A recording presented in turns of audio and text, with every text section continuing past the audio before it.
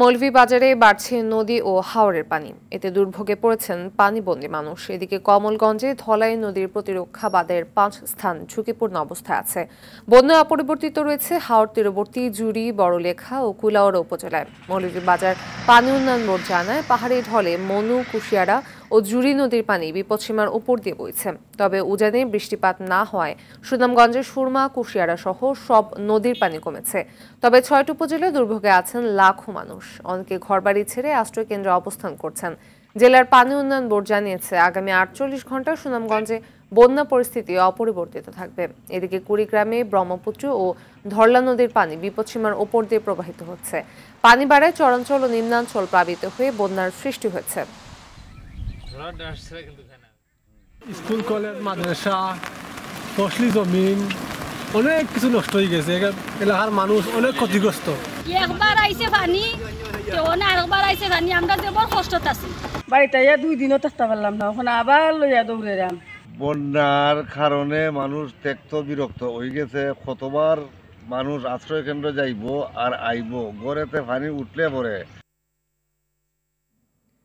এই বিষয়ে আরো জানাতে কুড়িগ্রাম থেকে সরাসরি যোগ দিচ্ছেন সহকর্মী আব্দুল কুদ্দুস চঞ্চল। চঞ্চল, নদ নদীর পানি বাড়ায় বন্যার কি পরিস্থিতি দেখছেন, আমাদের জানাবেন বিস্তারিত। নগদের কাছে সব গ্রাহকই প্রিয়, তাই তো সারা দেশে ক্যাশ আউট চার্জ সবচেয়ে কম। ফাতিমা, প্রথমেই একটু পানির পরিসংখ্যান দিয়ে রাখছি যে আজ সকাল ৯টায় যে পরিসংখ্যানটা পানি উন্নয়ন বোর্ড আমাদেরকে দিয়েছে সেই মোতাবেক কিন্তু ধরলা নদীর পানি শিমুলবাড়ি পয়েন্টে কিন্তু এখন বিপদ সীমার ৯ সেন্টিমিটার উপর দিয়ে প্রবাহিত হচ্ছে এবং ব্রহ্মপুত্র নদীর পানি কিন্তু নুনখাওয়া পয়েন্টে কিন্তু ১৪ সেন্টিমিটার বিপদসীমার উপর দিয়ে প্রবাহিত হচ্ছে। এছাড়াও চিলমারি পয়েন্টে কিন্তু ৭ সেন্টিমিটার উপর দিয়ে কিন্তু পানি প্রবাহিত হচ্ছে। তো এই পানি বাড়ার সাথে সাথে কিন্তু কুড়িগ্রামের যে নিম্ন চরাঞ্চল এবং চরাঞ্চল রয়েছে এগুলো কিন্তু প্লাবিত হয়েছে। মানুষের বাড়িঘরের পানি না উঠলে কিন্তু একেবারে বাড়িঘর ছুঁই ছুঁই অবস্থায় রয়েছে। বিশেষ করে নাগেশ্বরী এবং ভুরুঙ্গামারির যে চরাঞ্চলগুলো রয়েছে এগুলোতে কিন্তু পানি একেবারেই ভরে গেছে এবং এখানকার যে সমস্ত চরাঞ্চল রয়েছে সেগুলো কিন্তু একেবারেই ডুবে গেছে।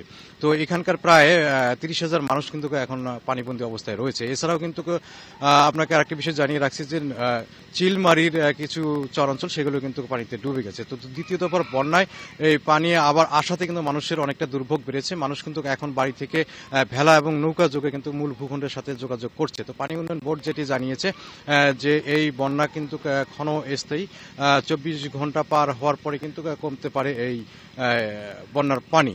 তবে উজানে যদি বৃষ্টিপাত হয় তাহলে কিন্তু বন্যার পরিস্থিতি আরো অবনতি ঘটবে। তো প্রশাসনের পক্ষ থেকে যেটি বলা হয়েছে যে বন্যার্তদের জন্য সব ধরনের ত্রাণ সহযোগিতা তারা কিন্তু নিয়ে প্রস্তুত রয়েছে। বন্যা বেশি হলে তারা কিন্তু এটা মোকাবেলায় সচেষ্ট থাকবে। তো এই ছিল আমার কাছে কুড়িগ্রামের বন্যার সর্বশেষ খবরাখবর। ফাতিমা, ধন্যবাদ।